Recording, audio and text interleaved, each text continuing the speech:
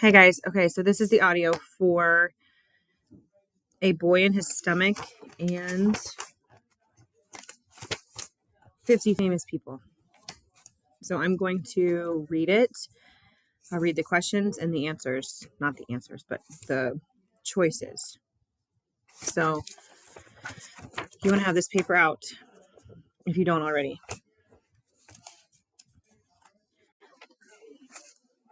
Okay. So it says, read the passage and answer the question. So this is A Boy in His Stomach, and it's got a little twang to it. So, and they spell stomach weird. I'm assuming it's because of the twang. It says, what's the matter, stomach? Ain't I always been your friend? Ain't I always been a partner to you? All my pennies don't I spend in getting nice things for you? Don't I give you lots of cake? Say, stomach. What's the matter? Why you have to go and ache? Why I loaded you with the good things yesterday. I gave you more corn and chicken than you'd ever have before. I think this is like a South twang. I gave you fruit and candy, apple pie, and chocolate cake. And last night when I got to bed, you had to go and ache. It's a poem if you haven't figured it out. Say, what's the matter with you? Ain't you satisfied at all? I gave you all you wanted. You was hard just like a ball. Aw, you couldn't hold another bit of pudding. Yet last night you ached most awful, stomach. That ain't treating me just right. I've been a friend to you, I have.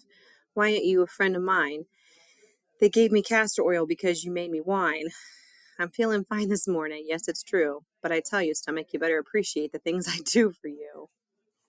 It's kind of a funny poem. Okay, so the question number 13, one stanza mentions different foods the boy eats. Why is this included in the poem? A, to show that the boy takes care of his stomach. B, to show that the boy eats proper food. C, to let the reader know what bad foods the boy eats.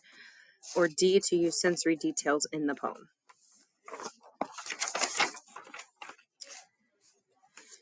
Number 14, why did the author include the last stanza of the poem? Last stanza, we didn't really go over this, but that's like the last paragraph of the poem. Why did the author include it?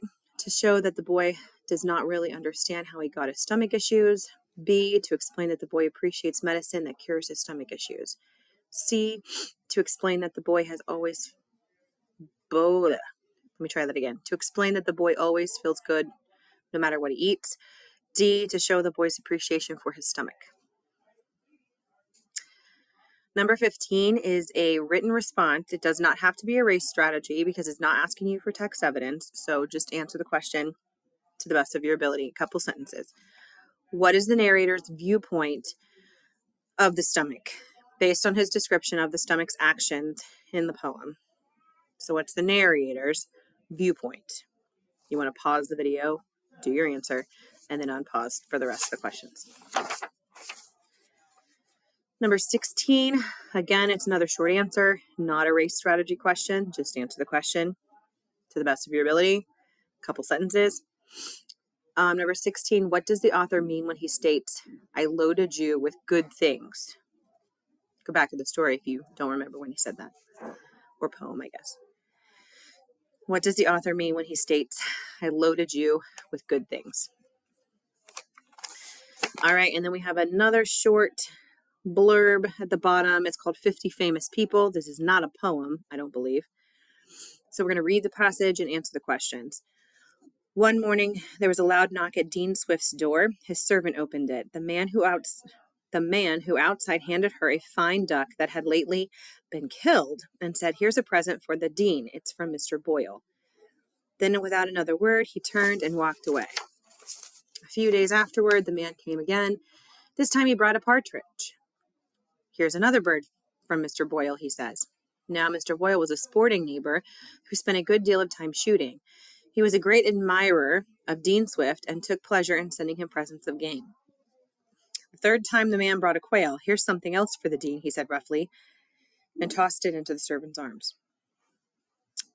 So when they do say Mr. Boyle was a sporting neighbor who spent a good deal of time shooting, that means hunting, just so that we can clarify that. Number 17, for what reason was the following line included in the text? Then, with another word, he turned and walked away. to demonstrate how the man at the door interacts with others, to show the man at the door's nonverbal actions, to reveal the man at the door's cruelty, to point out that the man at the door doesn't like to talk. Number 18, what is the narrator's viewpoint of the man at the door based on the way he acts in front of Mr. Swift's servant? A, the man is calm. B, the man is appreciative. C, the man is rude. D, the man is helpful. Number 19, why was the following line included in the text? He said roughly and tossed it into the servant's arms. A, to explain how the man left the porch in an unusual way. B, to show the different animals that the man brought to Mr. Swift. C, to show that the man is getting kinder after each visit. Or D, to show that the man's rudeness has increased. And the last question on the last page is 20, with a lovely picture. What does the term partridge refer to in the text? Hint, hint, look at the picture. A, a sport. B, a bird. C, a neighbor. Or D, a weapon. Y'all should get that one right. Just saying. Look at the picture. When you're done, make sure your name is on it, and then make sure you put it into the blue basket and work on your Lexia pen pal letters. Bye.